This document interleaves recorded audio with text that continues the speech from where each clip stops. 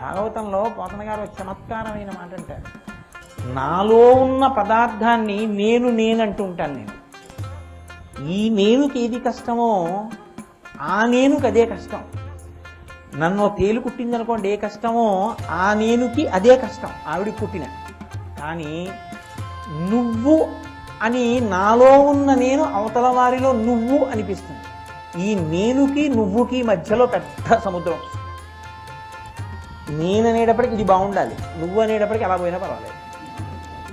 కాబట్టి లోకములన్నీ గెలిచినాడవు ఇంద్రియానీకము చిత్తమున్ గెలువనేరవు నిన్ను నిబద్ధు చేయు భీషణ శత్రులాంబుర ప్రభిన్నుల చేసిన ప్రాణికోటిలో నీకు విరోధి లేడొకడు నేర్పున చూడుము దానవేశ్వర.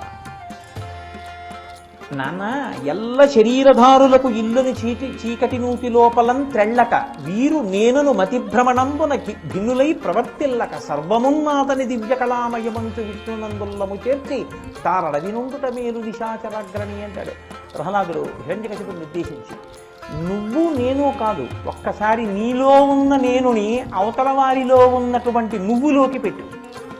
నీకేది బాధో అందులోకి నువ్వు వెళ్ళి కూర్చున్నా అదే బాధ ఉంటుందని ఆలోచించి అప్పుడు అన్నిటిలోకి నీలో ఉన్న నేనుని అన్ని నువ్వుల్లోకి పెడితే ఉన్నది ఒక్క నేనే.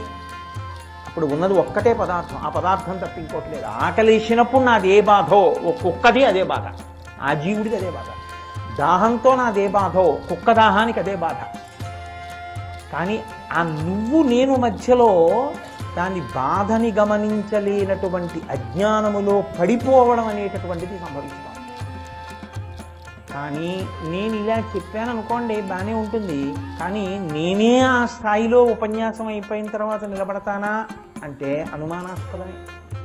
ఎందుకు నిలబడలేము అంటే అనుభవంలోకి అద్వైత సత్యాన్ని తీసుకురావడం చాలా చాలా కష్టం. దానికి చాలా పురాకృత పుణ్యం ఉండాలి.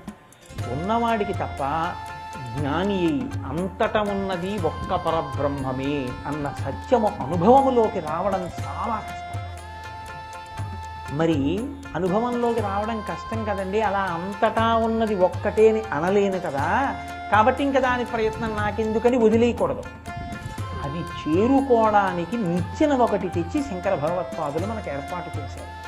దానికే షట్పది అని పేరు. ఇప్పుడు మీరు ఈశ్వరుణ్ణి ఒక రూపంతో తీసుకొచ్చి అక్కడ పెట్టారనుకోండి, పెట్టి ప్రార్థన చేస్తున్నారనుకోండి, దీన్ని మీరు పట్టుకునే ప్రయత్నించండి. మనసు చంచలం, అది ఎప్పుడూ స్థిరంగా ఉండు అంటే ఉండదు, ఎప్పుడూ కదిలిపోతూ ఉంటుంది. అది దాని స్వభావం. సంకల్ప వికల్ప సంఘాతమునకే మనస్సు అని పేరు. నిరంతరం కదులుతుంది. కదిలిపోయే మనసులోంచే సంస్కారం ఏవేవేవేవో పట్టుకుంటుంది, అందులోంచి కోరికలు తిప్పుతుంది, పడగొడుతుంది, లేపుతుంది, బడలిక కలిగేటట్టు చేస్తుంది. ఈ మనస్సుని తెచ్చి అదుపు చేసి మీరు నిలకడగా నిలబెట్టారనుకోండి, పరమ ప్రశాంతతని పొందుతుంది. కానీ నిలబెట్టడం ఎలా? దాన్ని తీసుకొచ్చి నిలబడు అన్నారనుకోండి, అదేం నిలబడదు. పటకారని మీరు పట్టుకోగలరేమో కానీ మిమ్మల్ని పటకార పట్టుకోలేదు. మనసు మిమ్మల్ని నడిపించడానికి అలవాటు పడిపోయింది. ఇప్పుడు మీరు మనసుని నియంత్రిస్తారంటే అదంత తొందరగా ఎంత మాట. కాబట్టి ఎలా? ఇప్పుడు శంకరులు జగద్గురువులుగా ఒక గొప్ప వరాన్ని మనకి కృప చేస్తున్నారు. ఆ వరమే షట్పది.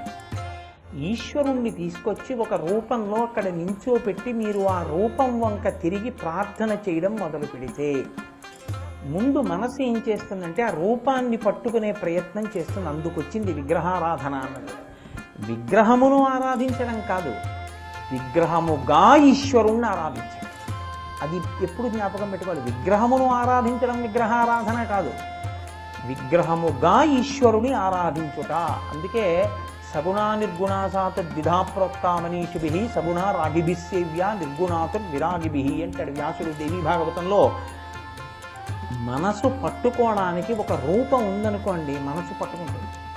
ఈశ్వరుడు నిర్గుణుడు, ఆయనకి రూపం లేదు అని నేను అన్నాను అనుకోండి, పట్టుకో అన్నాను అనుకోండి, ఎలా పట్టుకుంటుంది?